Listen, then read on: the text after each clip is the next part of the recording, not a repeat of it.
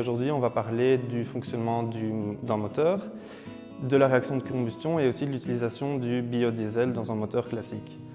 Alors, un moteur, pour fonctionner, a besoin d'une réaction de combustion qui utilise de l'essence classique ou du diesel.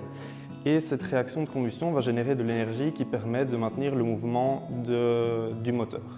Alors on a deux cycles de moteur, on a le cycle Otto qui utilise de l'essence et le cycle diesel qui lui utilise du diesel, comme son nom l'indique.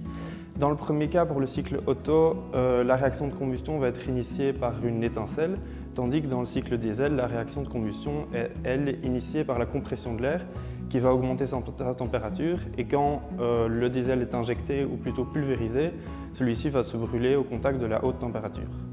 Alors maintenant on va parler un peu de la réaction de combustion. D'abord on a une réaction de combustion théorique dans laquelle un hydrocarbure est brûlé au contact de l'oxygène et va libérer du CO2 et de l'eau.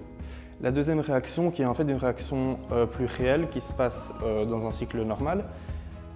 Dans celle-ci, l'hydrocarbure va se brûler avec un mélange d'air dans lequel on a de l'oxygène et du nitrogène et va libérer donc du CO2 et de l'eau comme dans l'autre réaction, mais aussi du monoxyde de carbone qui est un gaz à effet de serre, des oxydes de nitrogène qui, eux, ont aussi des problèmes par rapport aux gaz à effet de serre, et aussi toutes des particules fines comme le carbone inorganique, les hydrocarbures polyaromatiques et les oxydes de soufre qui sont, eux, considérés, comme je l'ai dit, comme des particules fines.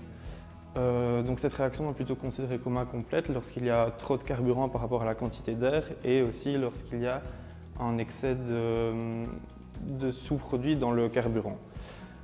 En plus de générer des sous-produits, une réaction de combustion génère de l'énergie qui va dépendre du pouvoir calorifique du combustible. Et il faut savoir que le biodiesel a un pouvoir calorifique inférieur à celui du diesel. Et donc si on veut atteindre une même puissance du moteur, il va falloir injecter plus de biodiesel que de diesel.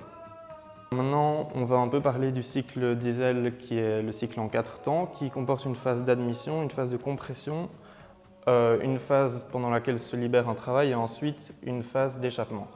Alors durant la première phase, le piston est au point mort supérieur et il va commencer à descendre, ce qui va faire rentrer l'air par la valve d'entrée. Cet air ensuite va être comprimé durant la phase de compression quand le piston remonte vers le point mort supérieur, ce qui va augmenter sa pression et donc sa température. Durant la troisième phase, juste avant que le piston atteigne le point mort supérieur, on va pulvériser le biodiesel ou le diesel classique qui va se brûler et générer de l'énergie et donc un travail. Ce travail qui va faire descendre le piston jusqu'au point mort inférieur. Et enfin, durant la dernière phase, le piston remonte et rejette les gaz d'échappement par la valve d'échappement. Durant tout ce cycle, donc, le piston va bouger de bas en haut et ce mouvement va être transmis via la bielle jusqu'au vilebrequin. Et grâce au vilebrequin, on va transformer un mouvement rectiligne alternatif en mouvement circulaire uniforme. Alors, un des avantages du biodiesel, c'est qu'il peut s'utiliser avec un moteur diesel classique. Seulement, il va falloir effectuer une petite modification. Comme on l'a dit, il faut injecter plus de biodiesel. Et donc, on va commencer l'injection du biodiesel avant et on va aussi augmenter la durée de cette injection. Il faut aussi savoir que le biodiesel a un indice cétane plus élevé que celui du diesel et pour cela, la combustion va commencer avant et elle aura aussi comme avantage d'être plus uniforme.